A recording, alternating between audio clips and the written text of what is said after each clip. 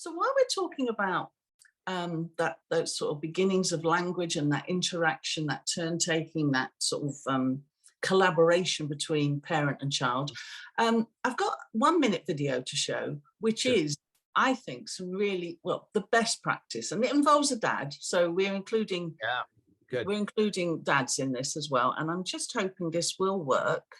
It did before when we were practicing. Yes. So I'm going to stop it after a minute, Larry, and then you and I can have a conversation about it. And it's about a baby without a single intelligible word having a full-on dynamic conversation with his father. You need to work on that, right? Yes, okay. Did you understand it though? No. Okay. All right. Oh, not this one. This is the grand finale of it. Yeah, that's the last one. That's what I was wondering. I don't know what they're gonna do next season because they did some stuff this time. Exactly what I was thinking. Oh yeah. Right. Don't bring that in. You know what I'm saying? Don't do the same stuff. You know what I'm saying? Yeah, I was thinking that. Yeah. Like go somewhere else with that, but don't right here. You know what I'm saying? Yeah. That's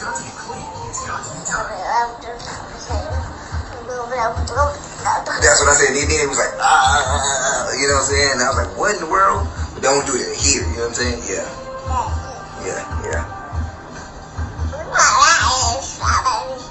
Really? I thought the same thing. We think a lot alike, huh? Come on. That's crazy. Right. Yeah. So anyway, that sums up for me the father getting out of the way. These are two individuals, obviously at ease with each other, obviously sitting comfortably, I think watching a ball game, I'm not entirely sure. And if you notice, it's the child who directs the conversation and the father responds each time. And the father is mimicking his body language and it's the rhythms. What I like, it's the rhythms. You know, he signals it's a question by the rising tone at the end, and he signals when he's responding by lowering it. So the child is empowered to think that this is completely making sense. The child is making meaning. Right. This is a full-on conversation with the parent getting out of the way, allowing the child, and not imposing, just responding. And occasionally it's the mutual sort of like acknowledgement. It's, you know what I'm saying? You know what I'm saying? Yeah. And just, and for me, I know that child will grow. If this is a small sign of what is normal practice with this parent in trying to establish a conversation with his, what would normally be called a non-verbal child. How is that possibly a non-verbal child? But anyway, then I know for sure that child will have a voice, will be agentive in his world, will be able to be self-confident with enough self-esteem to talk sensitively to others. And that's all we can hope. And we're not giving him phonics, and we're not giving him flashcards, and we're not trying to get him to speak. We're just allowing him to show us what he already can do. So, well, I've seen that video multiple times, and I've watched it multiple times because it's a great display of proper dialogue between what is considered a non-verbal child, which he isn't, and I'll explain in a second, and a parent. And the thing is that children have receptive language much better than they have expressive language. So they'll understand everything you say to them. And one of the first characteristics of language, of sentence structure, is the sing-song babble. Yeah. What that child was doing was sing-song babble. He thinks he's actually saying a sentence. Most parents think it's gobbledygook. And so a lot of parents will garble back or make goo-goo responses. And I will ask them politely to stop, because Yes. I want parents to understand that the child in that sing-song intonation babble actually believes he's forming a full sentence in conversation. And what that father did was improvise a conversation in response, which is 100% right, spot on, Yeah. because he got that the child was trying to talk to him.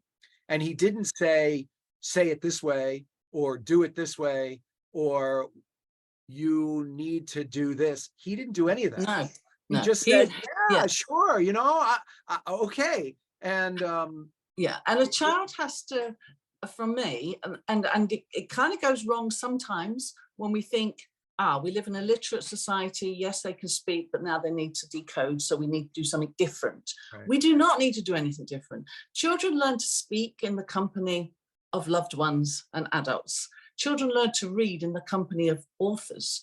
You know, the storybook interactions, which was the subject of my PhD with preschool children. Children need to behave like a speaker and a reader before they become one. They have to have the behaviors. They have to display competence. And so if a child, unless it goes wrong, unless a child grows up in a language impoverished environment, then we don't need to have this synthetic models of trying to teach them to speak or to read.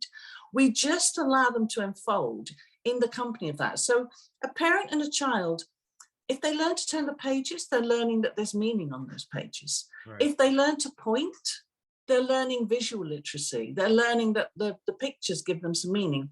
If they start to want to improvise and say things, this is an older child, not a baby, and say things that are not on the page, don't interrupt them. They're making their own story. It's as valid as the one the author has written. Right. And if you can give the locus of control over to them at whatever level, and then you're inducting them into becoming a member of a literate society with power, with agency, with control, and all you're doing is kind of sharing the bits that will grip them, you know, the storyline, the characters. But you can just ask. You know, I'm sure that father would be able to sit with one of those early books and just point to things, and that child will just go, you know, just launch off. So that's, yeah, I thought that was interesting, and I thought we might have language in common, but I'm really quite keen to hear about how that kind of approach with the parent facilitating rather than inputting constantly, how does that work for a parent in the strictly health field, rather than necessarily the development or education that I'm talking about? Well, what about when things go wrong, Larry? What about, you know, the child that's sick? Well, it's interesting because I don't separate the developmental health, the emotional health from the physical health. So to me, it's all the same. Yeah. No, I understand, and I'm coming from that too.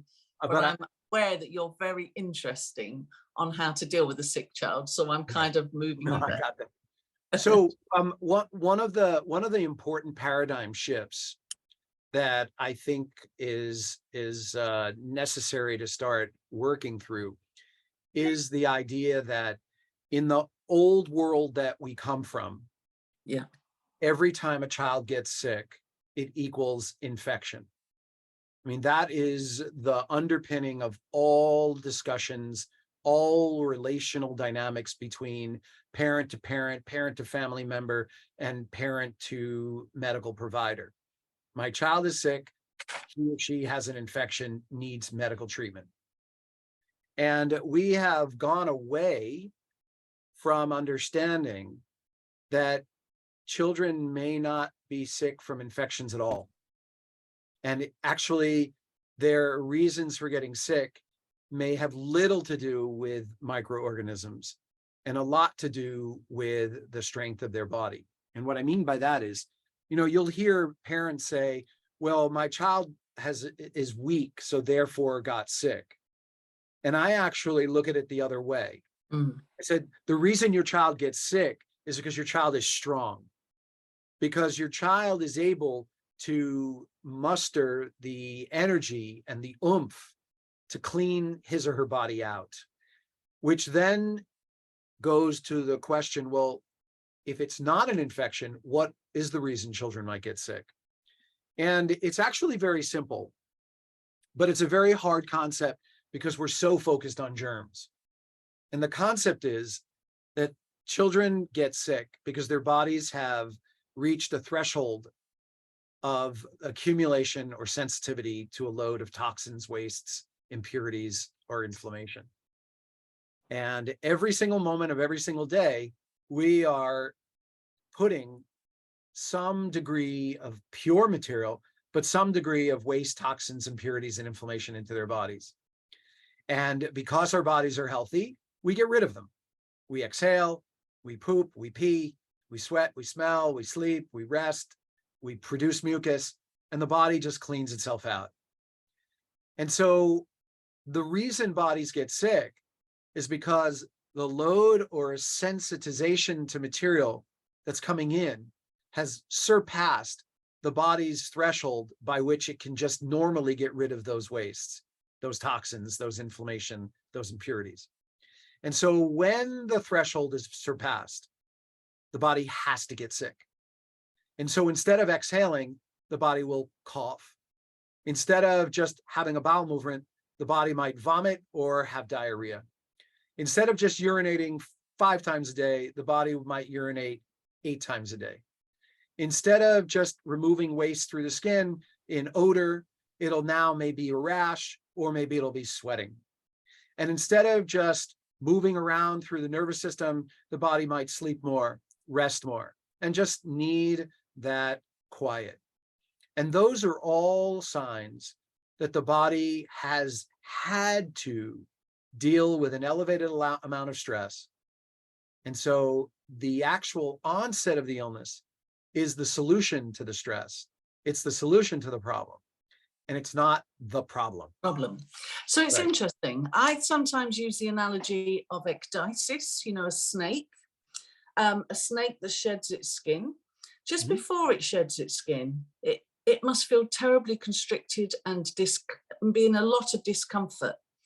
Imagine if in the snake world, the parents were trying to stop that level of discomfort, when in actual fact, we need that skin to slough off in order for that snake to become a bigger snake. It needs to dump what was no longer needed for the next stage. And I think I shared with you on that meeting that we were both at, what I observed is that my child got sick, my children got sick, but it often preceded a developmental surge afterwards. Either it was something to do with the learning at school that became resolved, or it was the terrible twos, which actually then no longer happened, or it was about sleeping through the night. I just continually observed when it was the period when it was uncomfortable for us all, followed a greater level of comfort for us all. And it's almost as though we don't have to necessarily get out of the way. We have to be there, but we shouldn't be trying to stop it, because we're actually denying children rites of passage to become who they should become. Right. What you're describing is the teaching that I got in the 1980s from the pediatricians in New York City, who had been practicing pediatric medicine since the 1940s. And they would say to us, when the children in their practice were allowed to have their fevers, their colds, their coughs, their runny noses, their vomiting, their diarrhea, their rashes, their flu-like illnesses, unimpeded, without suppression, without getting in the way, they would almost always have developmental growth spurts afterwards. So they'd eat better, sleep better, talk better, have a growth spurt. They'd grow, they'd be better in school, their behaviors would shift. And somewhere over the last 30 to 40 years, we have intentionally taught parents to forget that, So grandma would no longer deliver that information to son and daughter, who would no longer deliver that information to their sons and daughters, because it was now replaced by the medical system that said, oh no, you have to go to the doctor. Oh no, you need medicine. Oh no, something could be wrong. So there was this penetrating fear and a stripping of folklore, of knowledge that has been passed from generation to generation, and a real dismissing of the underlying understanding of how the body works towards a dependency, towards an outsourcing of need for information and help, and rendering the parent completely helpless and unable to take care of their child because they need to get their kid treated, because otherwise something bad will happen. Well, they need experts. Instead of realizing they are the expert of their child. Well, again, that's what we're stripped.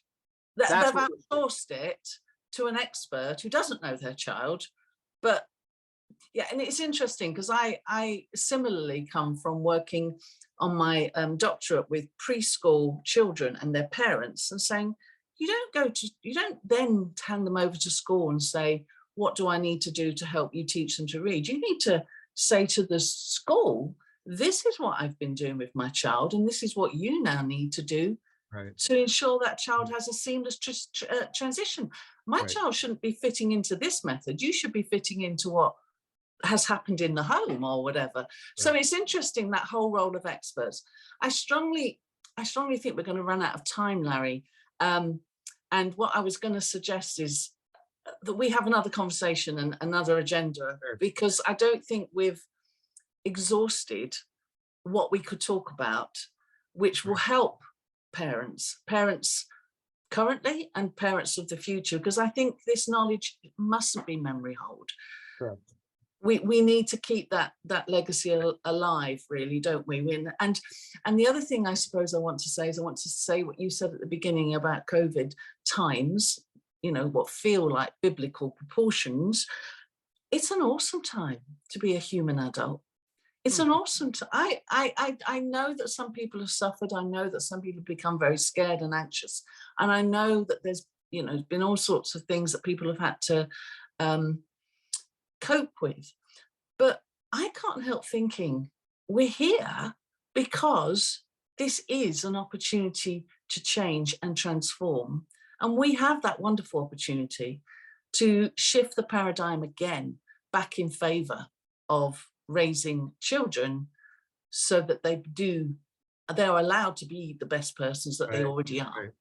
Well, I think you hit it, because I think if anything COVID has shown us is how much we've relied on the false gods and false idols and false governments and false doctors and false media and false teachers, false teachers, all of whom we've given our power over to. And just as soon as they say what they say, we become experts because they said what they said. And we don't own any of that information. We don't acknowledge it as ours because we didn't do any of the work to know it in a way that was true for us. We just parroted it or absorbed it or swallowed it and then made it our own without any effort or any agency to know what the truth might really be. And I'd like to just leave a summary of what I think we're talking about. When I look at parents and I give them an overview of what parenting is like, I believe that parents are the guardrails of their children's road. Yes, that's a really good way of putting it. That's exactly what I feel. And so, one of my favorite songs from the Beatles is The Long and Winding Road. And I always visualize that song when I give this analogy, is that the children are on their road. We are the guardrail. And if we, as the adults, get on the road, we obstruct their path and they can't build their own road. What they need for us is to be the guardrail so that we can shape the world that they want to create. And often the child is going to go over the guardrail, and we're going to need to grab the kid by the nape of the neck and put the kid back on the road, and then still be there to guide the child, because we did that road already. Our job is to help the child do it for him or herself, so they become the experts of their life, not us paving the road for them.